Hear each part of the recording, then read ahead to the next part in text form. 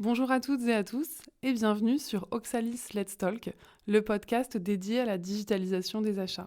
Dans l'épisode précédent, on a fait un focus sur le processus Procure-to-Pay, P2P, qui va traiter tous les achats, finalement depuis la commande jusqu'au paiement des factures, tout l'aspect transactionnel des achats.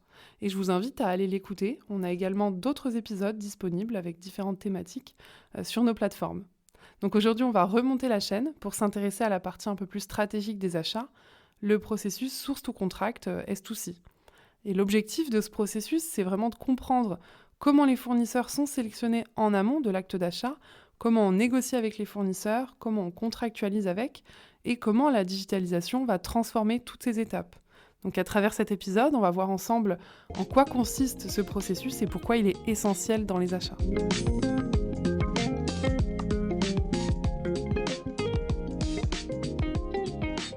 Avant de rentrer plus en détail dans les étapes du processus S2C, il est vraiment important de comprendre la différence entre P2P et S2C. Le premier processus est transactionnel et le second est stratégique. On choisit avec qui on travaille et dans quelles conditions. Donc le processus source to contract va couvrir toutes les étapes en amont de la commande. Donc on commence par l'analyse des besoins, la collecte des besoins métiers, la rédaction du cahier des charges. On va identifier également les catégories d'achats à optimiser. L'acheteur travaille vraiment main dans la main avec le prescripteur dans cette première étape du processus. Donc premièrement, on a analysé les besoins. Dans un deuxième temps, on va s'intéresser au sourcing des fournisseurs et on va lancer l'appel d'offres. Donc on entend par là le lancement des RFX. Il y a 3 types de consultations. On commence par le RFI, Request for Information, qui est la demande d'information. Donc le RFI va permettre en amont d'un processus achat de collecter les informations générales sur les fournisseurs, sur leurs capacités, sur leurs solutions ou sur les tendances du marché. Et l'objectif finalement du RFI, c'est de comprendre ce que le marché peut offrir avant de lancer un appel d'offres un peu plus formel, donc le fameux RFP ou RFQ qu'on va voir juste après. Donc il est intéressant pour l'acheteur d'utiliser un RFI quand il ne connaît pas bien le marché ou les solutions disponibles, quand il ne sait pas bien identifier les fournisseurs potentiels qui peuvent répondre à son besoin.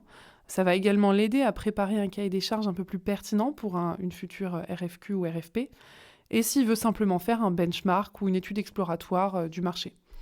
Et finalement, le contenu typique d'un RFI va permettre de présenter un petit peu le besoin ou le projet de façon très macro pour les fournisseurs. On va poser des questions aux fournisseurs à la fois sur l'entreprise, sur quelques références. On va poser des questions sur les produits ou les services offerts par le fournisseur, sur ses capacités techniques, financières, ou sur les innovations et les tendances du marché. Mais il n'y a pas d'engagement d'achat à la suite d'un RFI.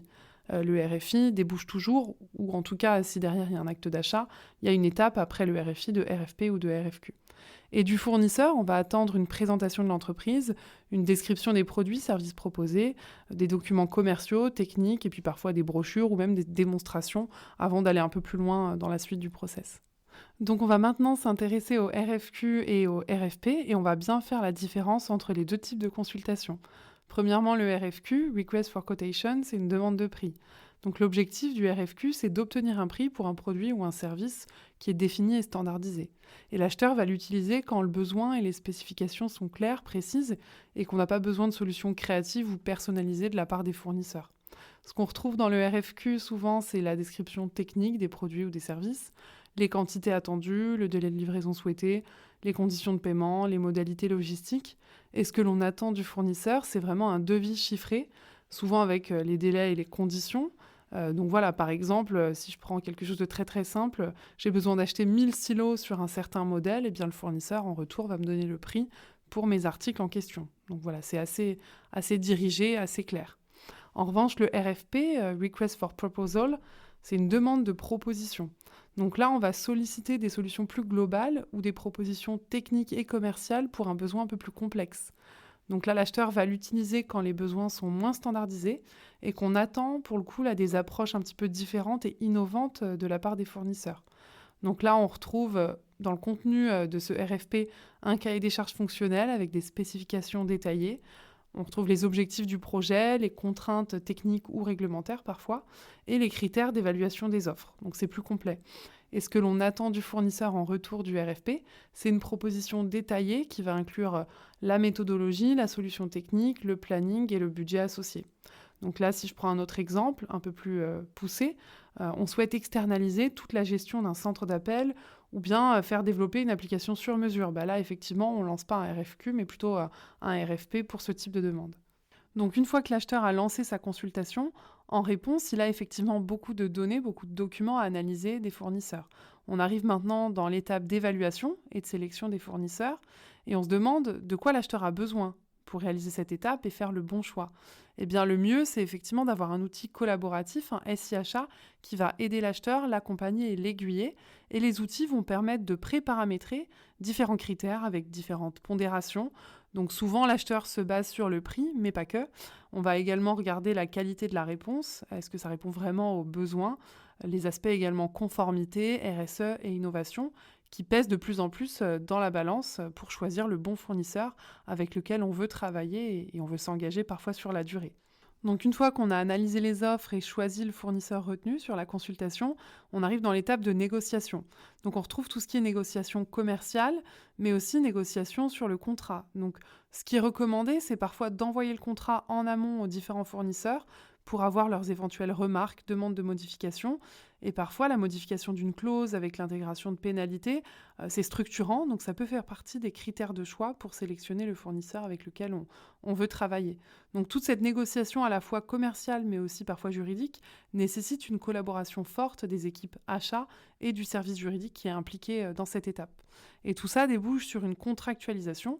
Une fois qu'on est d'accord sur les aspects commerciaux, juridiques, on rédige, on met en place le contrat, il est validé, signé par les parties, et ensuite il faut piloter ce contrat, suivre les échéances et bien entendu ajouter, créer le fournisseur dans la base fournisseur de l'entreprise avec lequel on vient de contractualiser. Donc on vient de parcourir toutes les étapes de façon détaillée du processus S2C et on va maintenant s'intéresser aux bénéfices de la digitalisation de ce processus achat stratégique. Donc on le sait, le processus S2C peut être complexe et peu transparent s'il est géré de façon manuelle. Donc on voit pas mal d'entreprises qui gèrent les consultations et tout le processus, d'ailleurs S2C, par mail ou par fichier Excel interposé, donc il y a beaucoup de risques d'erreur. Et la digitalisation va permettre de gagner du temps grâce à la digitalisation et à l'automatisation des appels d'offres, par exemple. On va également améliorer la collaboration entre les équipes achats, juridiques et métiers, et on va aussi améliorer la collaboration externe avec les fournisseurs, notamment avec les portails un peu collaboratifs dont on parlait juste avant. Et finalement, le fait de digitaliser tout ce processus source to contract va permettre au sein de l'entreprise une meilleure traçabilité, une meilleure conformité, et on va mieux gérer les risques fournisseurs, parce qu'on va les évaluer de manière continue tout au long de la relation commerciale avec le fournisseur. On va également centraliser les contrats avec des alertes sur les échéances pour ne pas subir un renouvellement automatique. Et on va valoriser finalement le rôle des achats dans l'entreprise.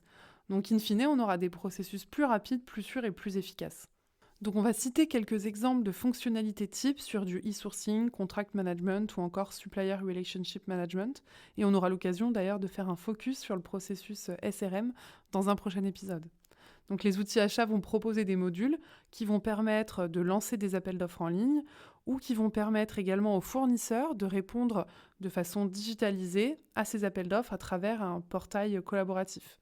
On va également pouvoir comparer et analyser les offres fournisseurs à travers un SI achat ou encore gérer les contrats une fois qu'on a contractualisé avec le fournisseur dans une base centralisée.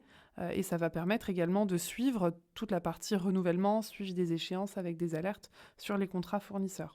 On va également pouvoir automatiser tout ce qui est validation et suivre les performances fournisseurs tout au long de la relation. Donc c'est assez intéressant, c'est vraiment juste un échantillon de quelques fonctionnalités intéressantes qui font partie des SI achats sur le processus S2C. Pour conclure, vous l'aurez compris, le S2C, c'est vraiment la fondation stratégique des achats. Mieux on source, mieux on achète. Et bien exécuté et bien digitalisé, le processus S2C va permettre de sécuriser les fournisseurs, de gagner en agilité, mais aussi de renforcer l'impact des achats sur la performance de l'entreprise. Pensez à écouter nos différents épisodes pour avoir une vision complète du cycle achat. Merci à tous pour votre écoute. N'hésitez pas à vous abonner et je vous dis à très bientôt pour un nouvel épisode.